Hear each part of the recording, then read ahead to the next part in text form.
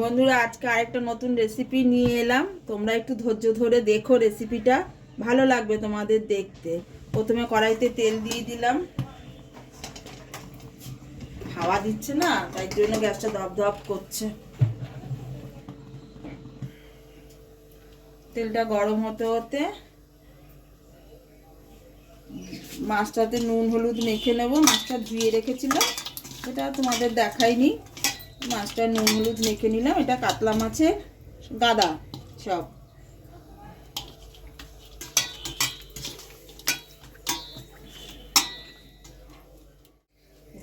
তেলটা গরম হয়ে গেছে বন্ধুরা, এবার মাছগুলো একে একে ছেড়ে দেই।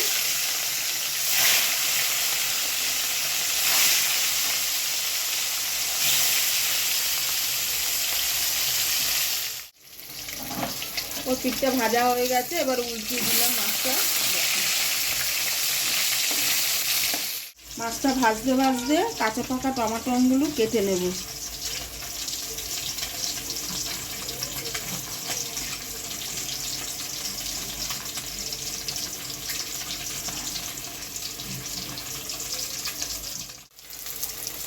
মাছটা ভাজা হয়ে গেছে, মাছটা তুলে নিলাম।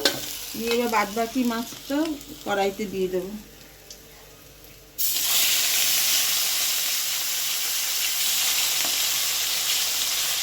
ওই মাছ ভাজার তেলে কালি জিরা ফোড়ন দিয়ে দিলাম। দিয়ে এবার কটা কাঁচা পাকা টমাটো কেটে নিয়েছিলাম, সেগুলো দিয়ে দেবো।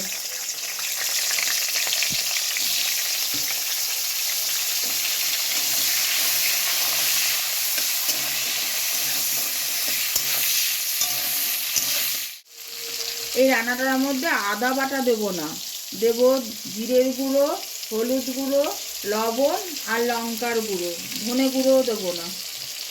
সব মশলাটা দিয়ে দিলাম। দিয়ে একটু জল দিয়ে নেবো যাতে পোড়া না লাগে। মশলাটা কষিয়ে নিতে হবে আগে। সর্ষে পোস্তটা বেটে নিয়েছি, বেটে নিয়ে এটাকে একটু জল দিয়ে গুলে নেবো ভালো করে।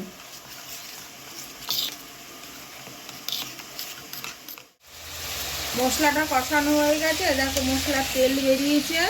টমাটোগুলো এরকম আস্তে আস্তেই থাকবে।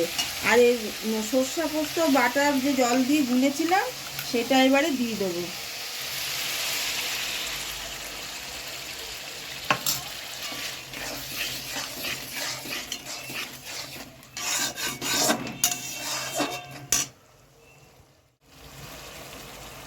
আর একটু জল দেবো, এই বাটি ধোয়া জলটা দিয়ে দেবো।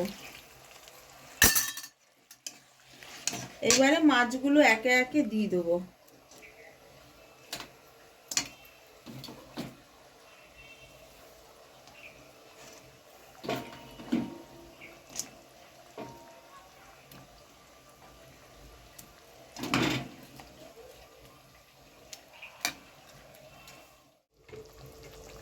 ঝোলটা ফুটে গেছে, এবারে একটু কাঁচা তেল দিয়ে দেবো। এবারে দেব কেটে রাখা কাঁচা লঙ্কা।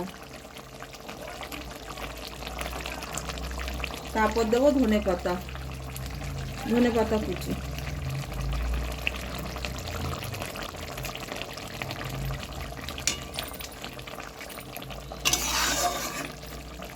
এবার ঝোলটা নামিয়ে ফেলবো।